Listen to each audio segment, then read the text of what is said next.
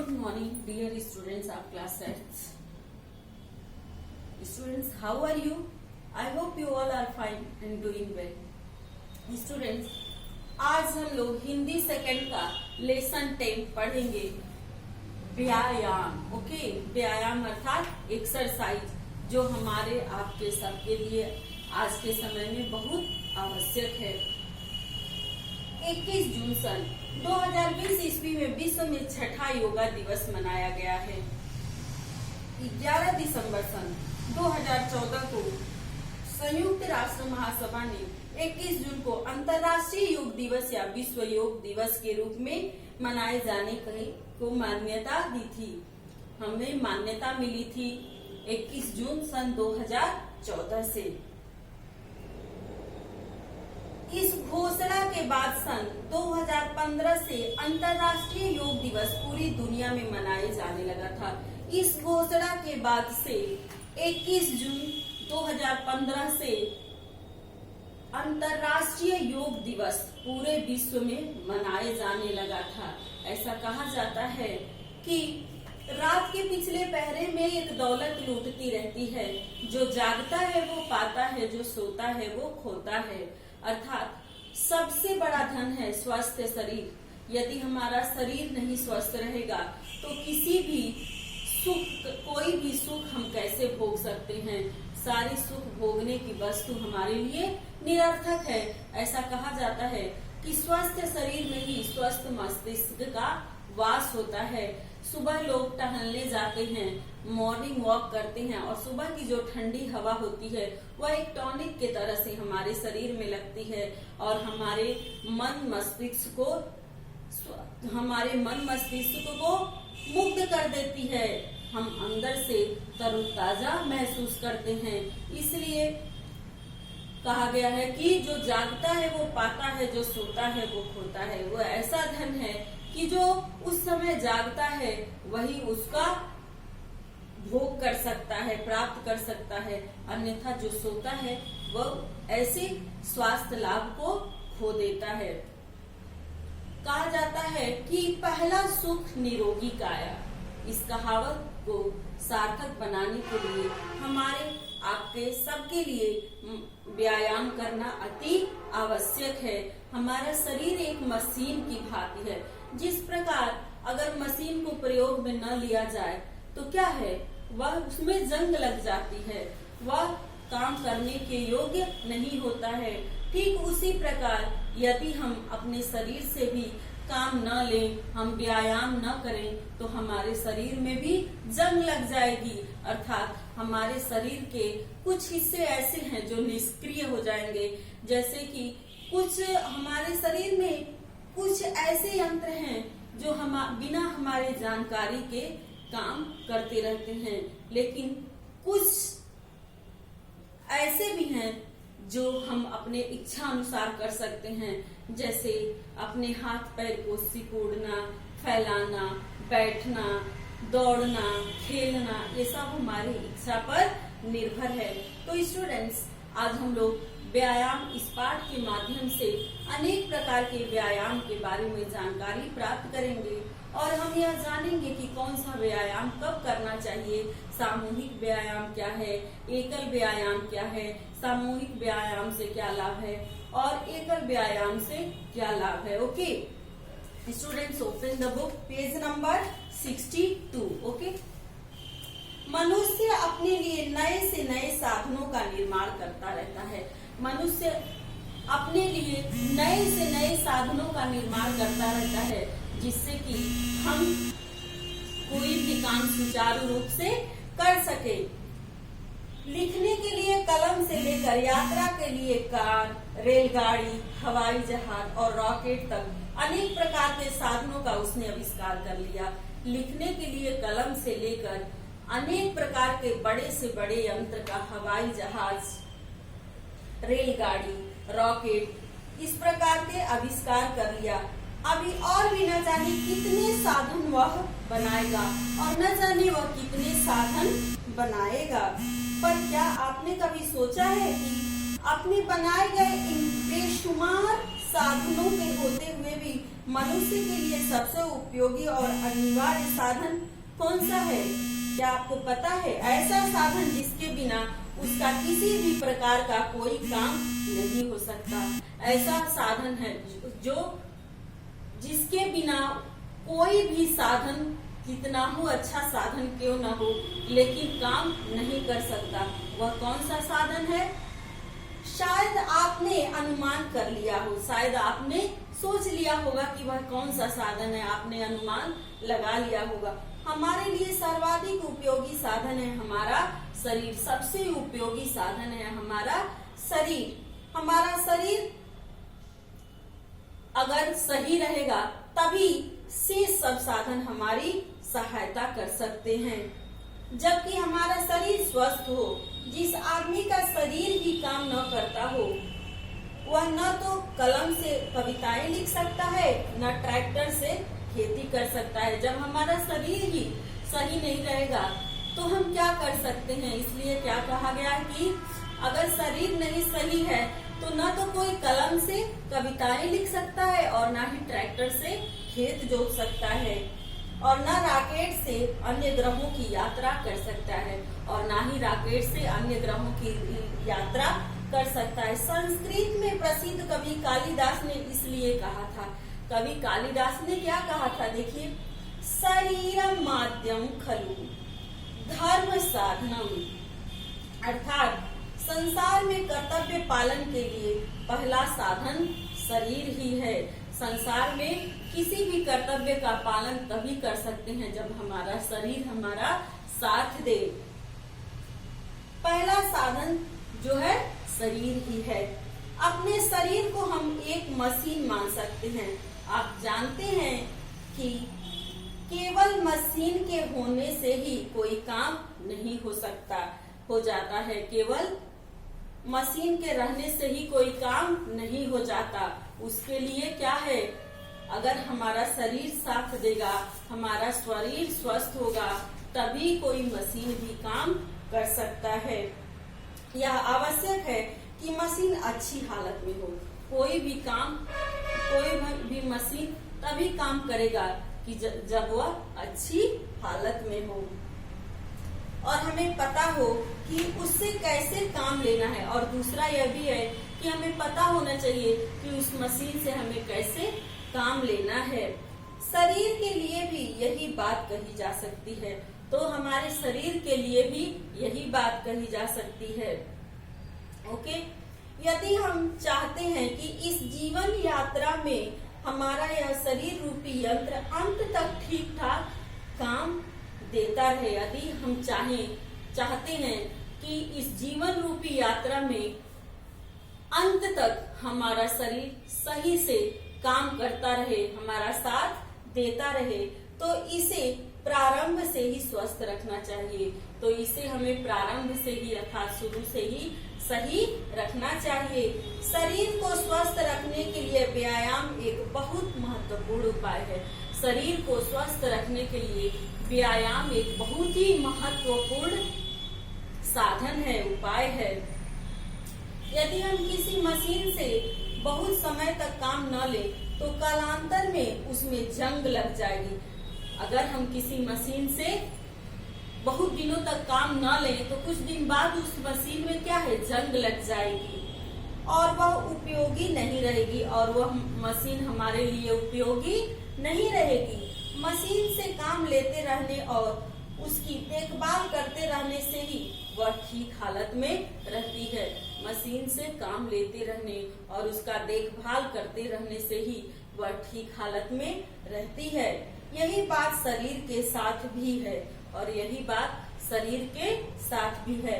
हमारा शरीर एक बहुत ही पेचीदा मशीन है। हमारा जो शरीर है वह बहुत ही पेचीदा मशीन है। कैसे? इसमें तरह तरह के चित्र विचित्र कलपुर्जे लगे हैं। हमारे शरीर में तरह तरह के चित्र विचित्र कलपुर्जे लगे हैं। हमारा हृदय एक प्रकार का पंप है। हमारा हृदय जो है वह एक प्रकार का पंप है जो बिना हमारी जानकारी के हमारे खून को दिन रात सारे शरीर में प्रवाहित करता रहता है। हमारे पूरे शरीर में खून जो है प्रवाहित करते रहता है। ओके। हमारे फेफड़े निरंतर सांस लेने और छोड़ने की क्रिया करते रहते हैं, और हमारे फेफड़े जो हैं निरंतर सांस लेने और छोड़ने की क्रिया करते रहते हैं, जो हमें पता भी नहीं चलता है।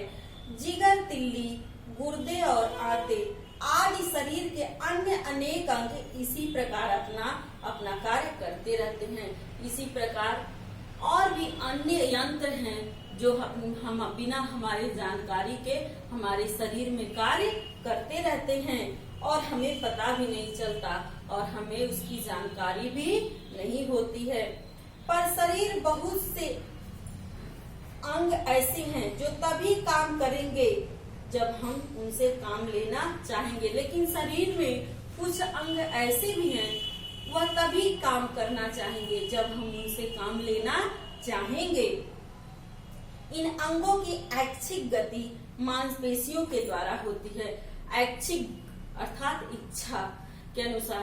तो इन अंगों की ऐच्छिक गति जो है मांसपेशियों के द्वारा होती है, जिन्हें हम अपनी इच्छा अनुसार सिकुड़ या फैला सकते हैं, जिन्हें हम अपने इच्छा अनुसार सिकुड़ा सकते हैं और फैला सकते हैं। ओके, इन्हें हम अपने इच्छा, कुछ मांसपेशियां ऐसी भी हैं हमारे शरीर में जिन्हें कहा गया ऐच्छिक, तो जिन्हें हम अपने इच्छा के अनुसार सिकुड़ा और फैला सकते हैं। अपनी उंगली या बांह को मोड़कर आप यह बात स्पष्ट देख सकते हैं। हम अपनी उंगली और बांह को मोड़कर यह बात स्पष्ट रूप से देख सकते हैं कि जब हम चाहेंगे तभी हमारी उंगली या बांह मुड़ेगी, अन्यथा नहीं।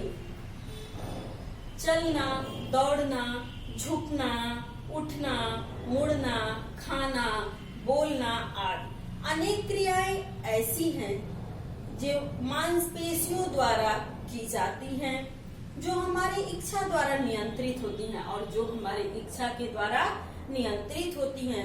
हमारे शरीर में अनेक मांसपेशियां हैं। हमारे शरीर में ऐसी अनेक मांसपेशियां हैं। इनमें आंखों को घुमाने वाली छोटी मांसपेशियों से लेकर जांघों की बड़ी बड़ी मांसपेशियां तक सम्मिलित हैं। ये मांसपेशियां तभी तक सशक्त और समर्थ बनी रहती हैं जब तक उनसे काम लिया जाता है। यह मांसपेशियां तभी तक समर्थ बनी रहती हैं जब तक हम उनसे काम लेते हैं। दैनिक जीवन में हम इनसे बहुत कम काम लेते हैं। दिन भर श्रम करने के कारण मजदूरों और किसानों के शरीर के तो काफी अंगों का व्यायाम हो जाता है। मजदूर और श्रमिक दिन भर काम करते रहते हैं। उस कार्य के माध्यम से ही बहुत से व्यायाम भी उनके हो जाते हैं। पर जो लोग बैठकर काम करते हैं और अपना अधिकतर समय पढ़ने लिखने में बिताते हैं, लेकिन कुछ लोग ऐसे भी हैं जो बैठकर काम करते हैं और अपना अधिकांश समय जो है पढ़ने लिखने में बिताते हैं। उनके शरीर की बहुत सी मांसपेशियां निष्क्रिय बनी रहती हैं, अर्थात निष्क्रिय, सक्रिय नहीं रहती हैं, एक्टिव नहीं रहती हैं। व्यायाम के द्वारा इन सभी मांसपेशियों में रक्त का प्रवाह बढ़ता है। व्यायाम के द्वारा इन मांसपेशियों में रक्त का प्रवाह, रक्त की गति जो है, प्रवाह की गति बढ़ती है। उनकी अशुद्धियां दूर होती हैं और रक्त की जो अशुद्धियां हैं वह दूर होती हैं। ओके, रक्त का प्रवाह बढ़ता है, उनकी अशुद्धियां दूर होती हैं और उनमें नवजीवन आ जाता है और उन मांसपेशियों में नवजीवन आ जाता है। इसलिए प्रतिदिन नियम पूर्वक व्यायाम करना बहुत आवश्यक है। इसीलिए हमें प्रतिदिन नियम पूर्वक व्यायाम करना अति आवश्यक है। व्यायाम अनेक प्रकार के हो सकते हैं। खेल कूद, कवायद, दंड बैठक, जिम्नास्टिक, आसन, दौड़ना, तैरना आदि। व्यायाम के अनेक प्रकार हैं। व्यायाम के अनेक प्रकार हैं जिन्हें प्रत्येक व्यक्ति अपनी अवस्था, आवश्यकता और रुचि के अनुसार कर सकता है। बहुत व्यायाम अनेक प्रकार के हैं, लेकिन व्यक्ति अपनी आवश्यकता और इच्छा के अनुसार कर सकता है और अपने अवस्था के अनुसार कर सकता है। ओके।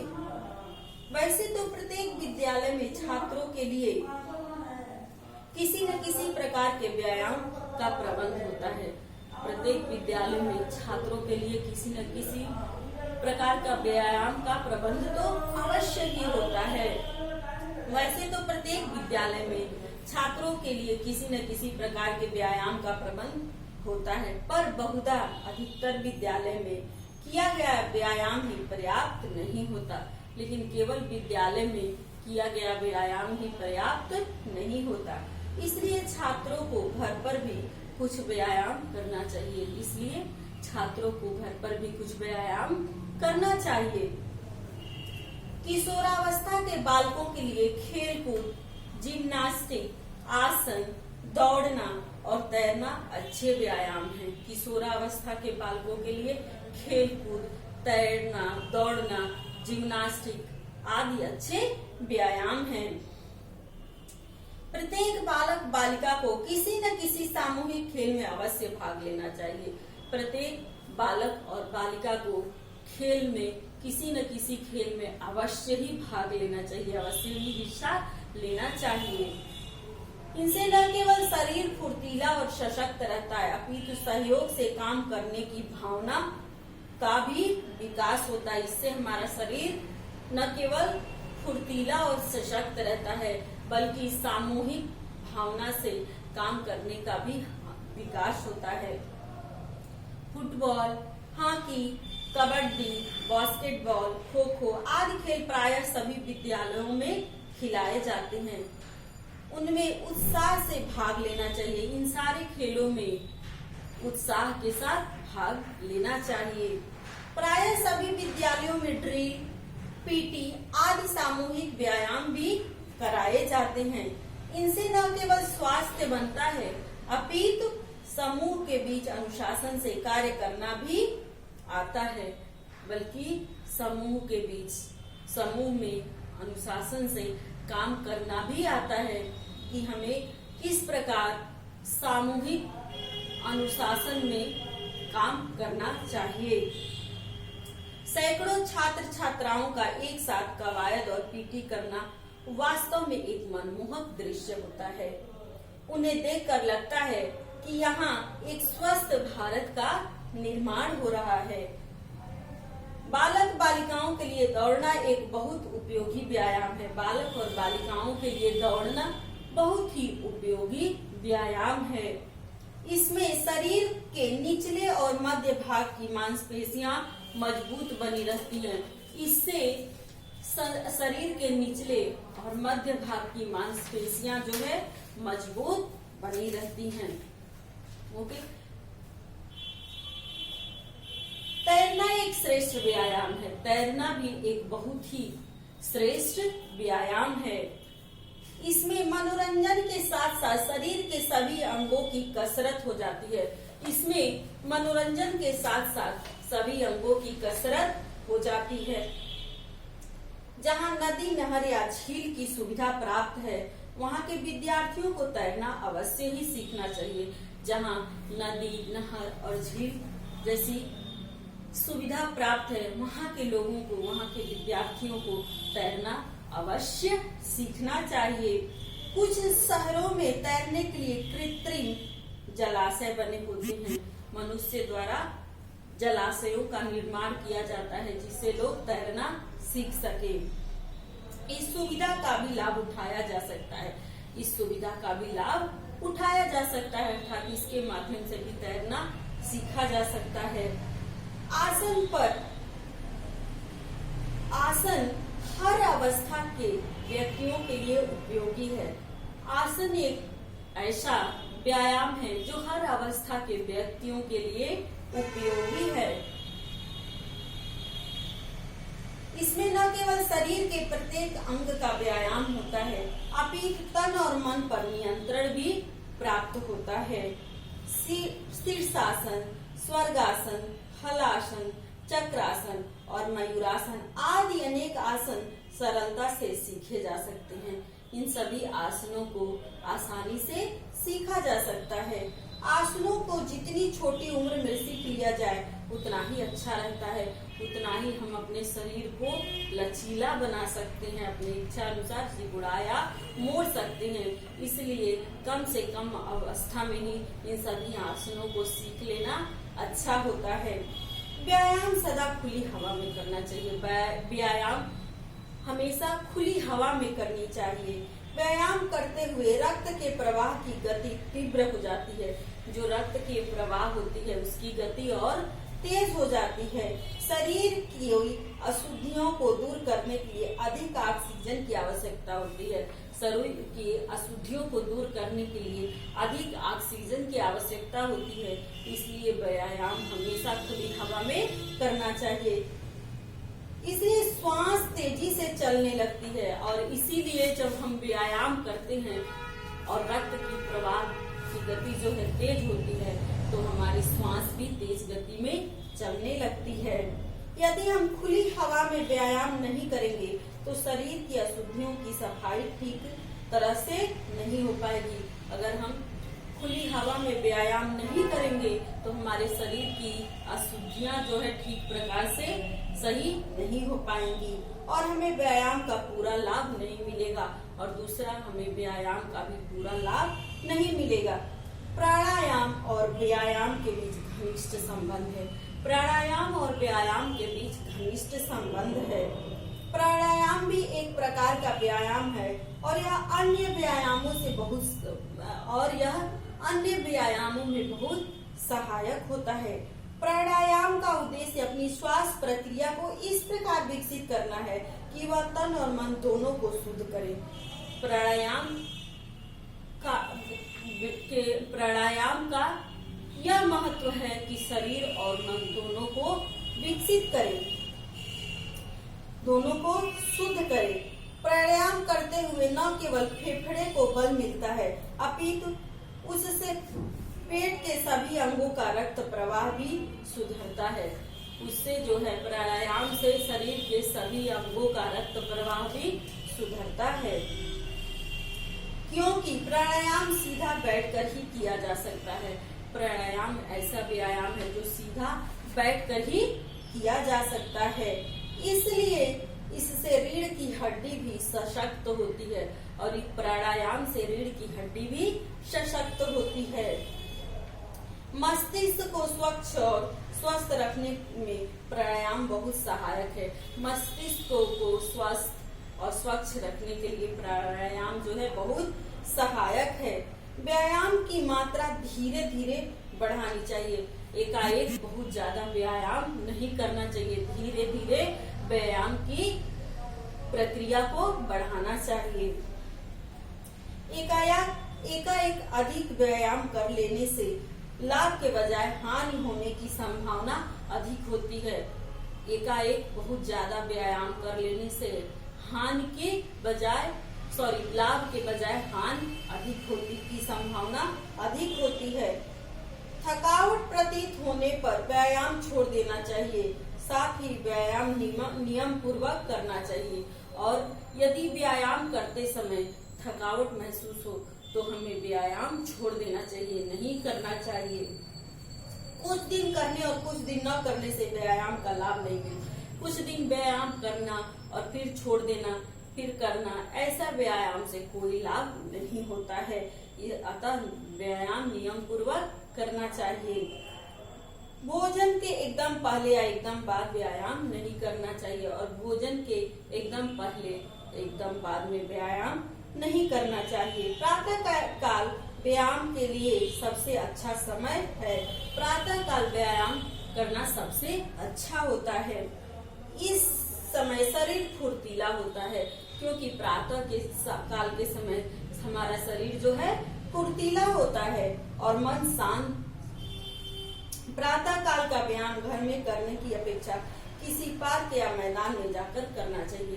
प्रातः काल का व्यायाम किसी पार्क या मैदान में करना चाहिए, न कि घर में करना चाहिए, ताकि उस समय की स्फूर्तिदायक शीतल पवन का स्पर्श सारे शरीर को मिल सके। इसलिए कि उस समय का शीतल मंद मंद जो हवा होती है वो हमारे शरीर को मिल सके। प्रातः काल के लिए किए गए व्यायाम का लाभ सारे दिन अनुभव होता है और प्रातः काल जो व्यायाम हम करते हैं उसका लाभ पूरे दिन अनुभव होता है। पूरे दिन हम स्वस्थ रहते हैं, हमारा मन जो है शांत रहता है, मन को अच्छा लगता है।